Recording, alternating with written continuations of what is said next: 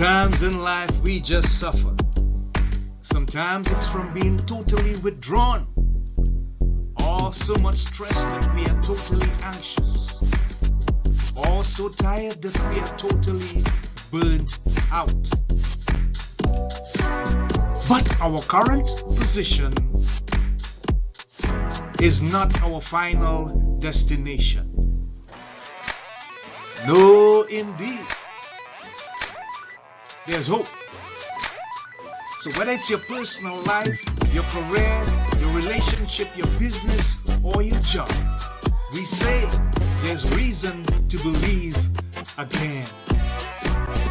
And we present from Andy's personal development, the Breakout Room. It's the place for health, happiness, and prosperity. Stay tuned for more.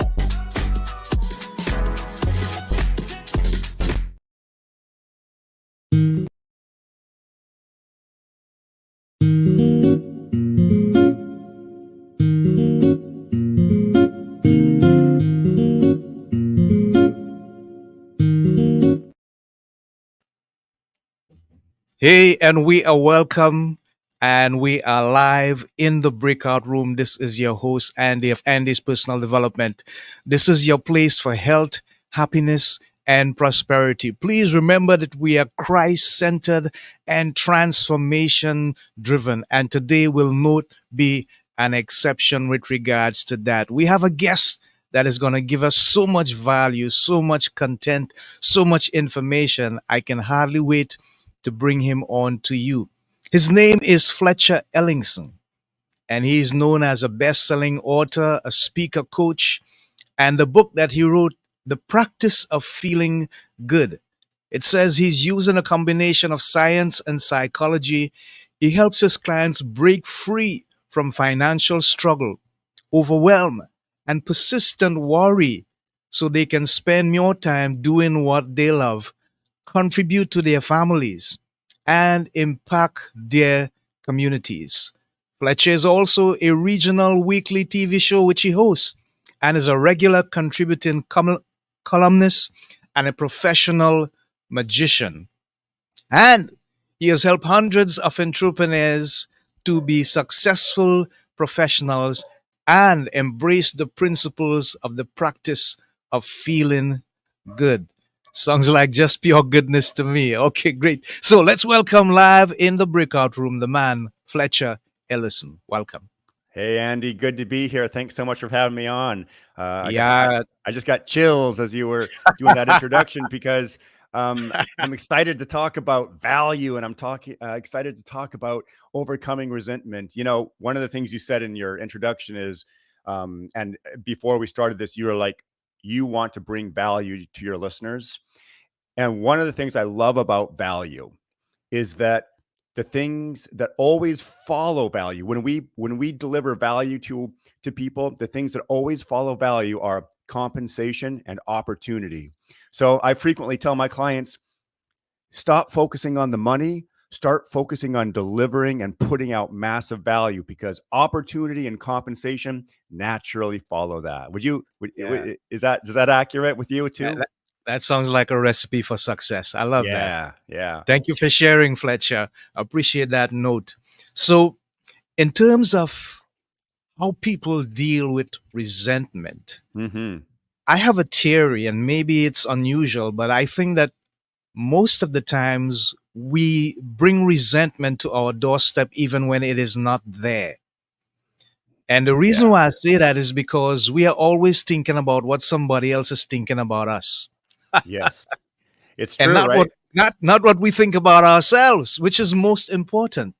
So why is people so caught up in dealing with resentment?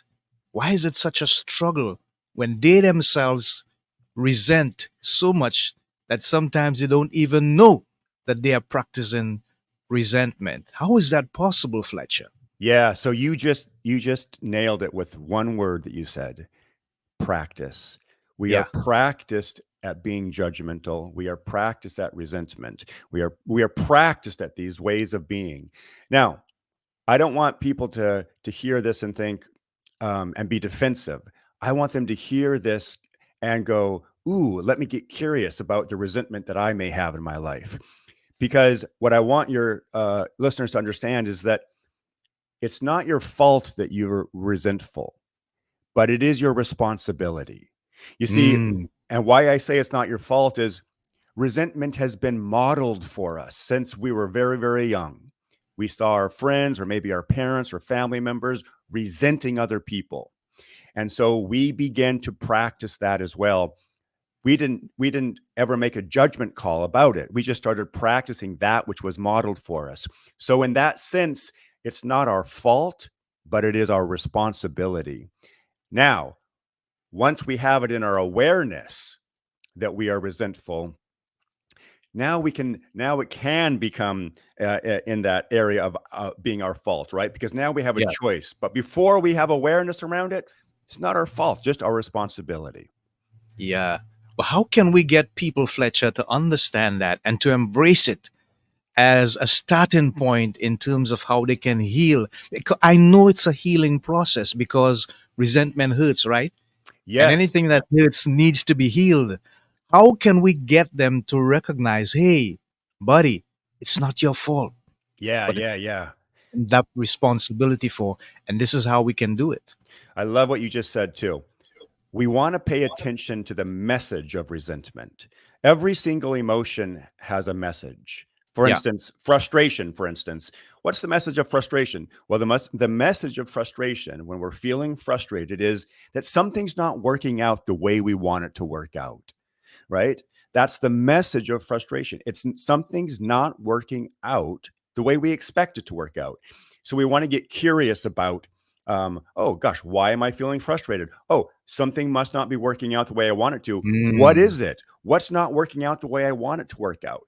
So I had an expectation. What's the opportunity? Oh, the opportunity is to adjust my expectation, right. right? So resentment is the same thing. When we are feeling resentful, we want to get curious about that because first of all, Andy, does resentment feel good? Mm. It it No, doesn't, it doesn't. It right? doesn't. Right? So that's one of the things we want to say like, "Oh, does this emotion feel good?" No, it doesn't. Oh, okay. Well, let's get curious about what the meaning of this emotion is. What am I supposed to be paying attention to? So, let's back up to this concept of resentment. One of the things that I encourage my clients to always ask is, "What's at the core of resentment? What is at the very, very heart of this thing we Hmm. call resentment?" And Yeah. when we really get curious about it, we're going to see that at the very heart of resentment is simply a story, Mm. Yeah. right? And Yeah. and it's a story that doesn't feel good. It's a story that does not empower, and it's a multi-layered story that is based in judgment, Right. right? Would you agree with Yeah. that? I do. I do. I do. Yeah. And what's interesting is when we get to the story, like, oh, so the message of resentment is I'm judging. Hmm. I have placed myself in the seat of judgment over Yeah. somebody else. Yeah. Now, I don't know about you, but that's a pretty dangerous place to place yourself, right? Yeah. It is. In It in the is. It in the is. judgment of others. Mm. Very risky, very dangerous. So what we wanna really begin to get curious about is why am I judging this person? What is it that I'm judging them about? And and why do I think I have the right to judge Mm. another person? Yeah. Now it's different than getting curious and having a conversation with the person, right? That's like if I was like, "Hey, let's resolve something. Something doesn't feel good between you and me, Andy. Let's have a conversation about it."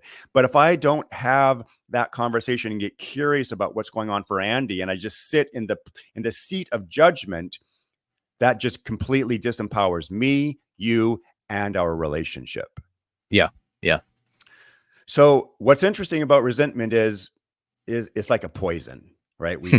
It's like we and it poisons us. It may not poison you. If I'm resenting you, you might be off, having a great time. That resentment only affects me. It poisons me. And so what we want to get curious about is, what is my story? And I've had a lot of resentment in my life, Andy. So the reason I can talk about this is, and I understand it, is because I'm raising my hand here because Yeah, I have been resentful. I've had plenty yeah, of resentment. Okay. yeah, yeah. And it's one of the most destructive emotions and ways of being. Would you agree with that? Yeah. Fletcher, I want to take it a little deeper because I'm thinking that there's always maybe two or three sides in dimension to this thing called resentment. Yes, you can become judgmental and you have to really be selfless to sit down and think, hey, why do I judge this person? What gives me the right? And would I want them to judge me in return? But in terms of the other aspect of it, you now on the other side feeling the resentment. Yes. Based on your experience, Fletcher, would you say that there are times when a feeling of guilt and a lack of security of self can become quite dangerous as well? Yes, absolutely. It can all feed into that. So when I say it's a multi-layered story, resentment at the core of resentment is a multi-layered story. Yes, there can be layers of guilt. There can be layers of shame. There can be layers of jealousy, right? Mm, yeah, And there can be layers of judgment. And certainly all of that stems from insecurity. right. And it all stems, it all is happening under this umbrella of a particular story. And here's the story Wow. that I really want to get your listeners um, aware of. There is a story that's the person you're resenting should be different than they are. Ah, Andy, if I'm resenting Andy, oh my God, I can't believe Andy did that. Ah, he really should not have done that. He really should not think that way. He really should not do those things, say those things, think that. I'm expecting Andy to be different than Andy actually is. mm, So yeah, you can begin to see that I'm actually dealing with a different parallel universe or a different world, where Andy in my world acts the way Fletcher wants him to act. Andy talks the way Fletcher wants him to talk. He does things right. But I've basically broken with reality, and I'm yeah, relating to a fantasy world, yeah. right? And then when I come back to the real world, I'm like, hey, Andy, the real Andy doesn't act or talk like my fantasy Andy. Mm, And so I began to yeah, resent you yes. for not Wow. being the way I want you to be. Wow. Amazing. And thank you for breaking it down in that manner. And it leads me to think about something that I've been working on as a life and development coach. I'm looking at something that is called transactional conversation. And when you hear the term transactional, you think, all right, business, an exchange for one thing or the other. And the whole idea is if I'm having a conversation with someone, then the only thing that matters is not what I get, but what I give. Mm, And if I place enough value on what I give, then maybe I increase the possibility of receiving something in return, but it has to happen within the course of the conversation. And I hope that is going to make a big difference to a lot of people when we actually start getting into the depths of it. But thank you so much for clearing that up, Fletcher. I really understand the process and the concept. So tell yes. us about the practice of feeling good. Okay. Let's What are the let's key elements of that? All right. So let's use it and piggyback on this resentment. Okay. So Yeah, so we you and I have both established that resentment doesn't feel good, and at the core of resentment is a story. right. And that story that we're focused on, which is Andy or whoever, they should be different than they are. Mm-hmm. That story doesn't feel good. Okay. Right. However, if we want to begin to practice the power of feeling good, then what we do is bring a different empowering story to the situation. So for instance, if I'm resenting Andy and I say, God, why am I resenting him? God, my story about Andy doesn't even match up with him. I'm judging him. Oh, Mm-hmm. what's a different story that I could bring to my relationship with Andy? Well, how about this? How about Andy's doing the best he can with all of his programming. He's Yeah. doing the best he can with all the different ways that he was raised, with the education he has or does not have, with the finances he has or does not have, with the knowledge he has or does not have. And he's doing the best he can, and could be no other way. In fact, if I were in Andy's shoes and I had had his upbringing, in fact, I would be doing and living the exact same way. Right. So what we do, the practice at the core of practice of feeling good is simply, now it's simple but not easy, okay? Yeah. Yeah. At the core of the practice of feeling good is the practice of bringing an empowering story and replacing the disempowering stories that Mm. that fill our head like in a millisecond, Yeah. right? Yeah. Yeah. And so for me, I believe that life is always working out for my greatest evolution. Okay. Okay. That's my Yeah. umbrella story. That's my life umbrella story. Everything in my life happens through that filter, that everything's always working out for my greatest evolution. Now, you'll notice that I didn't say everything's working out the way I want it to work out. Ah. Yeah. Okay. Yeah. Yeah. So I know there are going to be challenges. I have challenges on a daily basis. I go into suffering, in and out of suffering on hourly in my day. And one of the things that keeps me centered is bringing an empowering story. Oh, this struggle that I'm facing, I'm going to get through it. And as a result of getting through it, I'll be stronger or wiser or more compassionate or kinder, right? Um, I will have evolved. So everything that shows up in my world on a day-to-day basis is there as an opportunity to evolve. Right. That's a different story than, man, Andy, life sucks and then you die, right? Yes, it is. It is indeed. It is indeed. In terms of someone coming to a place where they recognize that they need to change the narrative, as you rightly say, the story has to change. Hmm. How do we engage in creating these new neural pathways? And I know you understand the term that I'm using, Yes. so that at the end of maybe a week or two, depending on the individual, because there's inconsistency when it comes to how people respond to the same thing. We are so different, and that's what makes us unique. But in terms of the people that you work with, Fletcher, the clients that you deal with, what level of consistency that you see with regards to having to get them to a place where they have to change the narrative? It's a Yes. greater story, it's a more positive story. How challenging is that for you with your clients? Okay. Great question. So what you're really asking is like, hey, how do we begin to implement this in a practical manner, right? And Yeah, so yeah. I'm a big fan of getting radical. Um, Okay. so so when I say radical, how I define radical is simply it's a departure from the norm. It's a departure from the usual.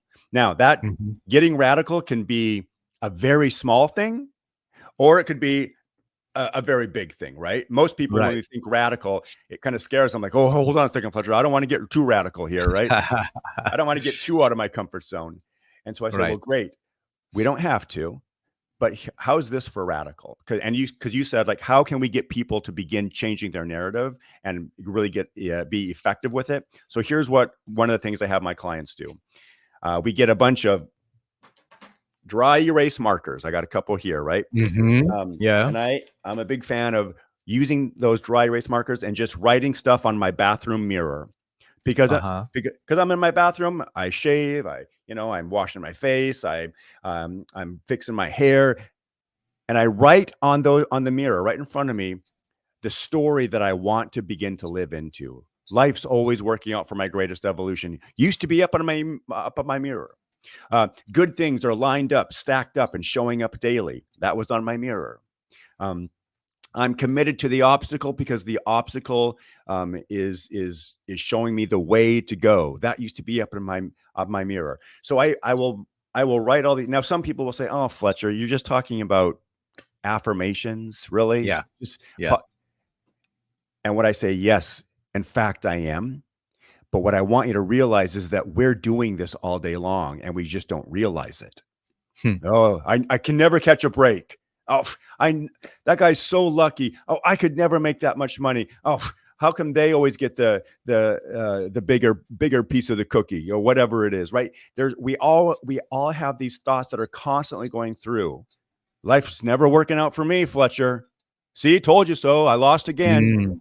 Yeah. Yeah. You know, so we're already doing this. So for a person to say, "Oh, Fletcher, that really doesn't work." No, no, no. It works, and it works beautifully. And we've already been doing it. We just don't know that we're doing it. Now, what I'm suggesting is do it with intention. Do it Right. deliberately. Begin to fill your brain with the thoughts, ideas, and pictures that feel good, and do it with massive intention. And not just once. We're doing this on a daily basis, right? My wife and I, when we were really getting into gratitude, we would set timers on our phone to go on throughout the day, and they would just go. And when that timer went out, when that timer went off, North. Yeah. we would just immediately get still and go to gratitude. What can we, Wow. right? What can we be grateful about right now? We have a practice of gratitude in our household. When my wife and I go on a trip, we go to a city that's about 45 minutes away. We frequently will say, "Hey, babe, let's do a round of gratitudes," and we start off with gratitudes. In the morning, we'll do a reading or sit on the couch together and have our tea, and oftentimes we'll talk about what we're grateful for. So it's the practice of feeling good, because many of us are very practiced at feeling jealous or insecure or angry or frustrated, right? That's right. And it's the That's right. same way. So we're just reverse engineering and taking radical action, breaking away and doing something that is not the norm. Yeah. Wow. Thank you for sharing that. Fletcher, I just want you to look at this particular picture, and I want you to be, you know what's amazing about the picture is What's that? the smile that you have behind the book. And the smile tells everything with regards to the name of the book, the practice of feeling good. It looks as if you are actually in the moment practicing feeling good by that smile. What made you choose this particular name and that smile, man? It tells a story. Yeah, yeah. I chose the name because one of the things that I've realized in working with thousands of people over the years is that people want to feel good. Right. That's really that at the end of the day, isn't that what we want? I mean, Yes. we go on vacation to feel good. We take a nice warm bath. We're like, oh, this bath feels so good. Oh, this cup of coffee or this cup of tea tastes so good. Oh, this relationship feels so good. Oh, the sun, it feels so good on my face.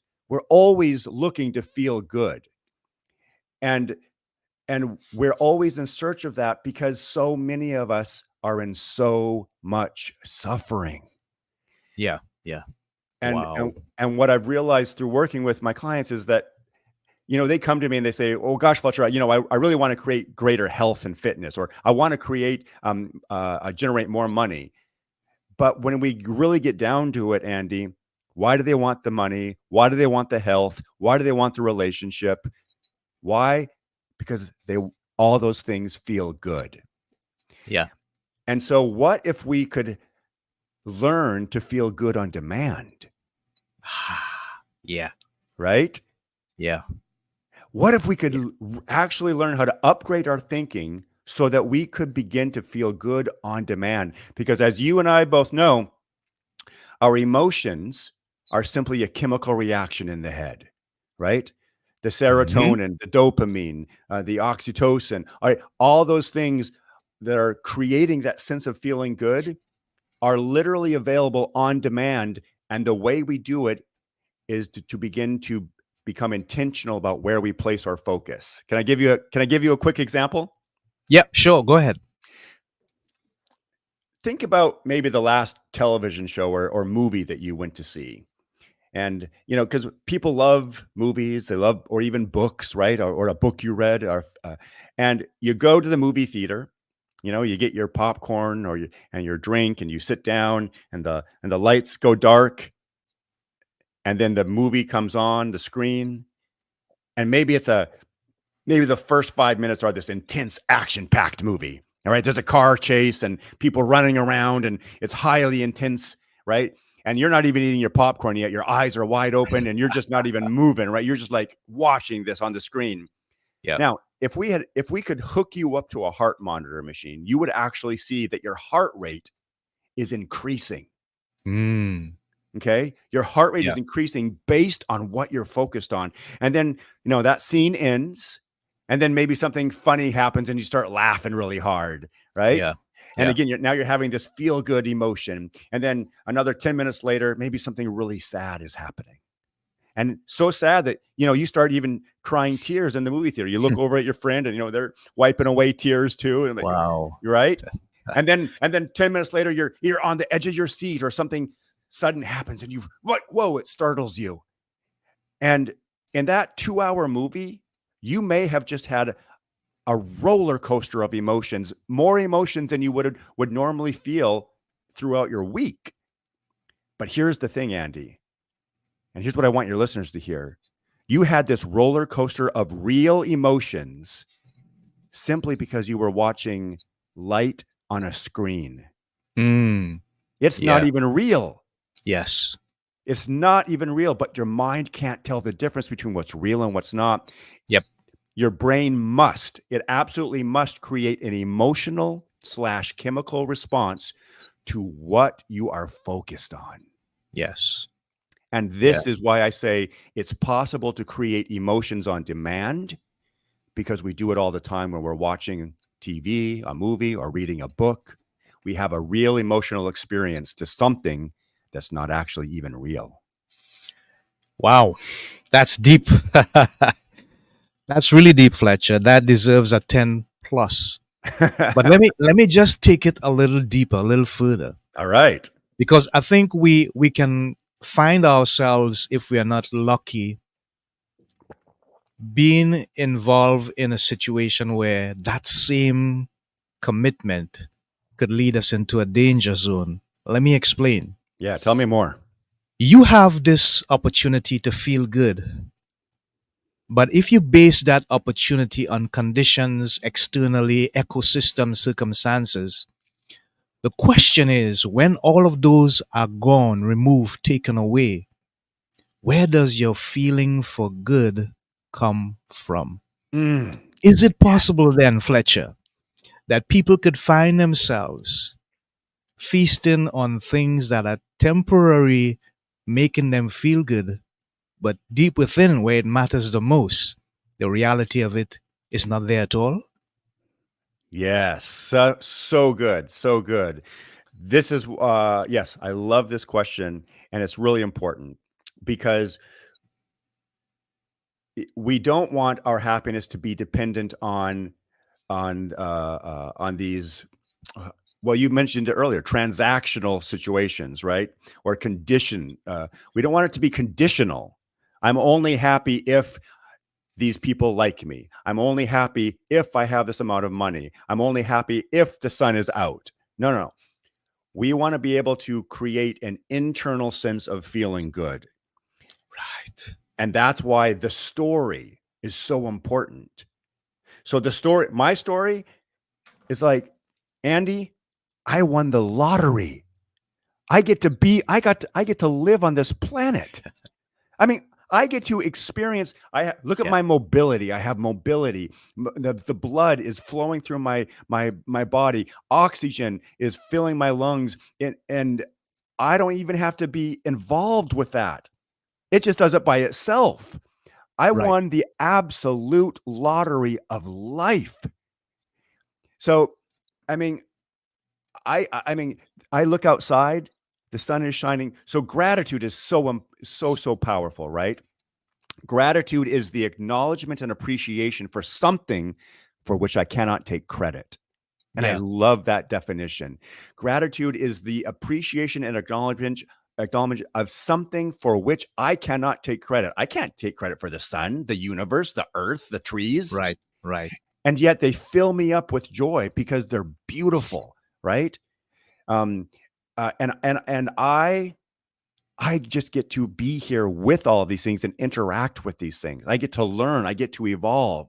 Yes, there are struggles. Yes, there is suffering, but life's always working out for my greatest evolution, Yeah. right?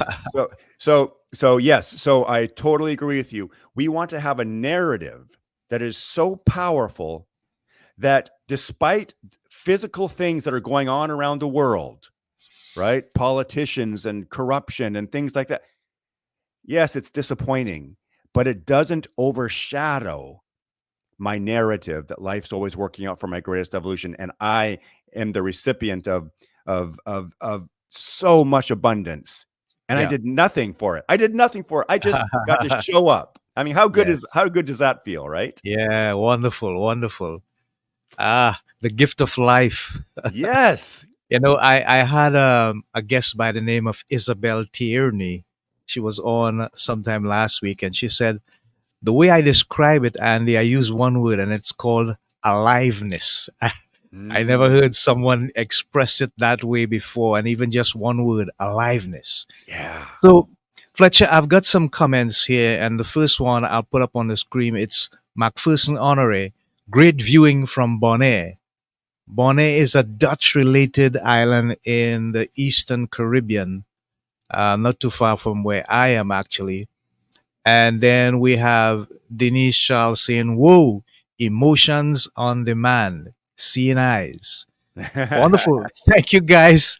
Thank you guys for your comments. It means then that we are really resonating with you with regards to the stuff that we are sharing. So, Fletcher, I want to share with you now a video and I want to get comment on it. I entitled the video, oh, as I said that, somebody sent a thumb up, a like. I'm going to look at it from the aspect of mindset. Yeah? Okay. Yeah, let's do Here it. here we go. This thing called mindset is way more than just a buzzword. Mindset is actually something we want to pay close attention to because it means the way you're about to view a particular area of your life is determined. Mindset means you have a set mind. I'll say that again. Mindset means you have a set mind. Now you may ask, what is set? And that's a great question. The answer is your beliefs, decisions, and attitudes.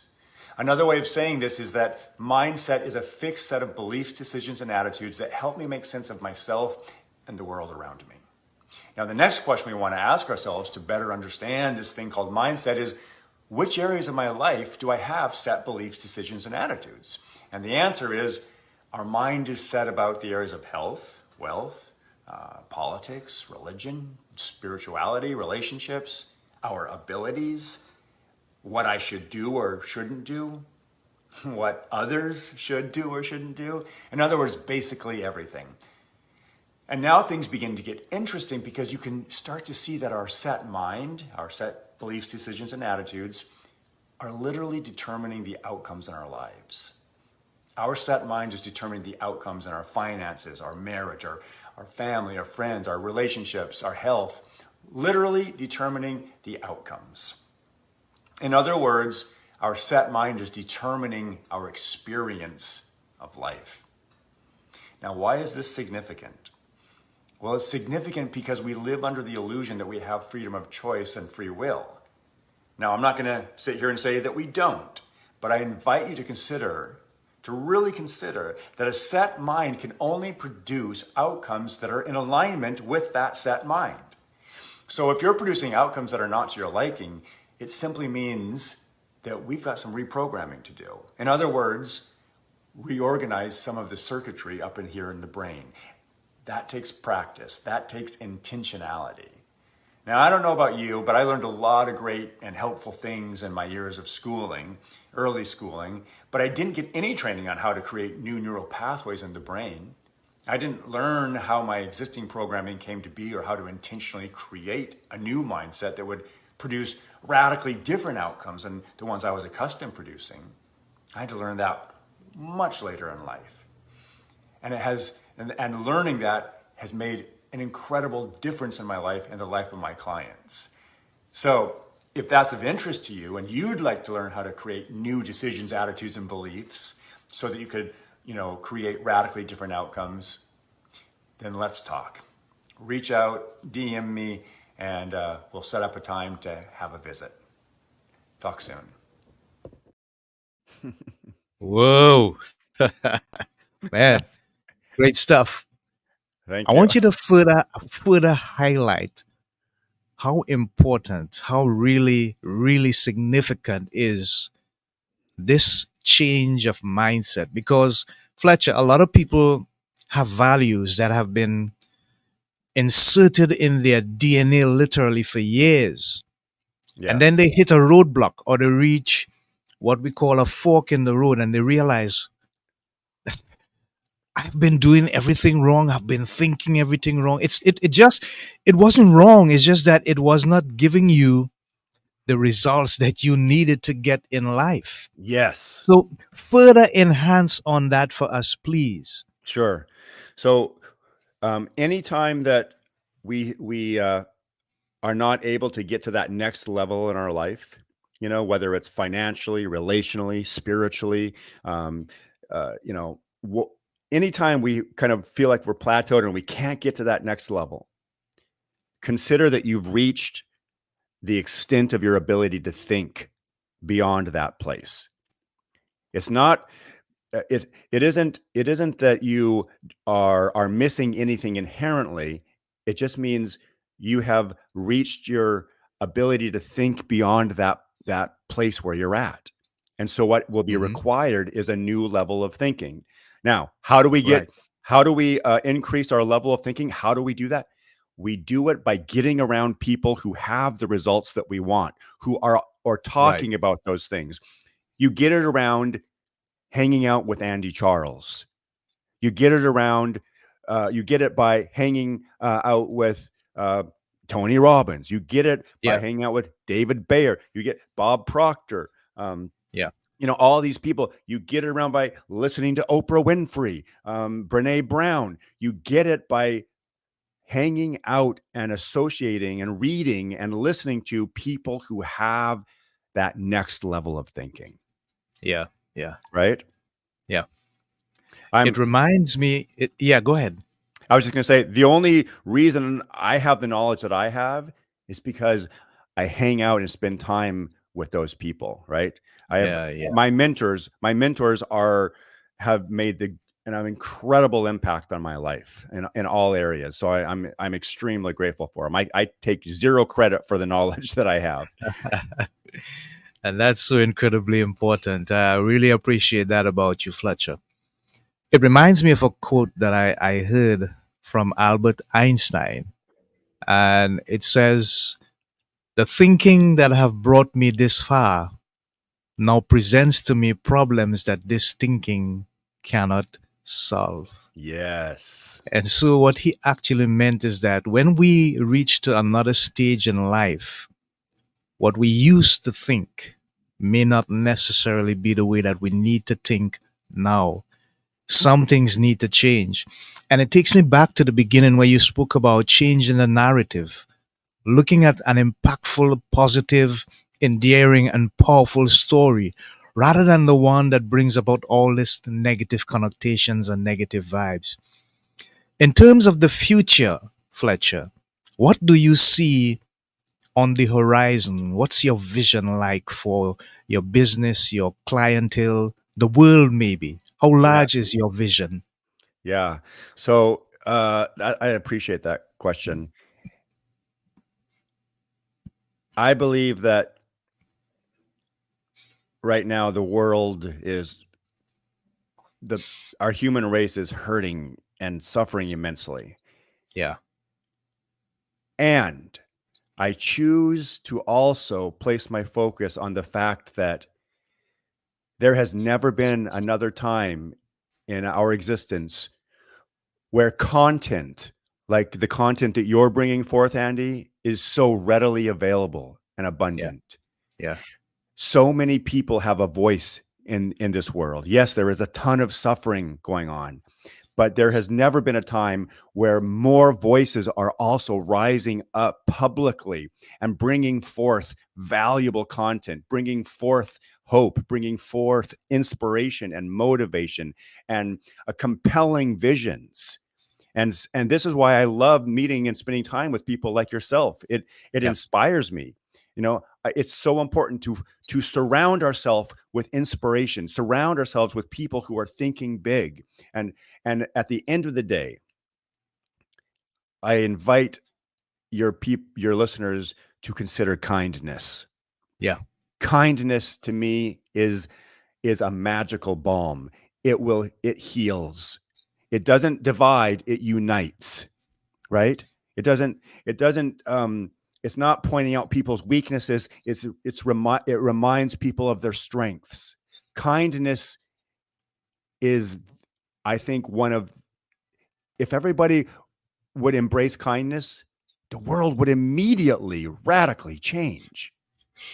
And so embrace kindness, begin to live it intentionally, go out of your way to show it. Oh, it might be uncomfortable, yes, to do something for somebody else if you're not used to it, but look for even the small things: holding a door for somebody, smiling at somebody, making a donation, right? Helping somebody with their groceries, whatever it is, letting somebody go through the door first. Any small amount of kindness actually goes a long way, because we never know the struggles and the suffering that somebody else is going through. Yeah. That is so deep and so resonating. Thank you for sharing, Fletcher. We just have about a minute and a half to go, Yeah. but I want to put up something here, and it's regards to how people can really make contact with you, how they can reach out to you if they need you for speaking or your coaching services, or even to get your book, copy Yes. of that good book. Yeah. Let them know. Go ahead. Yeah, you can go to FletcherEllingson.com or thepracticeoffeelinggood.com, which will take you to my website, where I have a whole bunch of free resources you can do there. You can also get a link to my book there, or just go on to Amazon.com and order The Practice of Feeling Good. And for any of your listeners who want a free copy, I'm going to give a free copy of my book to any of your listeners who email me at one free copy, not any of them, one free copy of the book to a person who emails me and references the Breakout Room. Okay, so reference Okay. the Breakout Okay. Room. I'm going Yeah. to mail you a copy of my book. And Andy, I'd love to send you a copy as well. So when we're offline here, give me your mailing address. I'd love to send you a copy as well. Again, that's FletcherEllingson.com. Yeah. Wonderful. Thank you so much. We appreciate that, and we appreciate you, Fletcher Ellingson. So you heard it, folks. Just send that email and refer or reference the breakout room, and Fletcher's gonna drop something free in your mailbox. What a wonderful time we have had on this program. And as we close, we want to remind you, people, that the world is a large place that gives every single individual the opportunity to live and move and have their being. And we firmly believe that the creator, the universe, God, however you choose to call the powers that be, put each and every single one of us here for a purpose. And now we have the opportunity to give him a return on the investment that he made. Let's do that to the best of our ability. Remember, we are Christ centered and transformational driven. Until next time, this is Andy of Andy's Personal Development, together with our guest, Fletcher Ellingson, the good feel guy. That's how I like to call him. We are saying so long, Godspeed, God bless, Shalom, Namaste. Bye for now, guys.